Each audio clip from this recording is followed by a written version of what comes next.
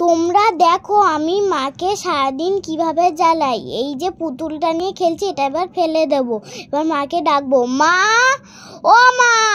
কি হয়েছে রে? কি হয়েছে? চিল্লাচ্ছিস কেন? পুতুল পড়ে গেছে। পুতুল খেলতে খেলতে নিচে পড়ে যায়? এই নে, এগুলো সব গুছিয়ে রাখ। ওঠ আগে ওঠ, এবার একটু বই নিয়ে বস। সারাদিন তো বই নিয়ে বসিস নি।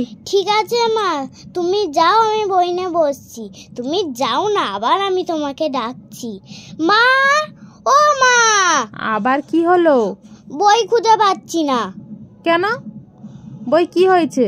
পড়ার সময় বই খুঁজে পাস না? তুই কি বইগুলো লুকিয়ে রাখিস? হ্যাঁ, এই তো বই। বইগুলো এই ব্যাগ থেকে ওই ব্যাগে যায় কেমন করে? ও মা, মা, আমি কি জলের বোতল খুলতে পারছি না।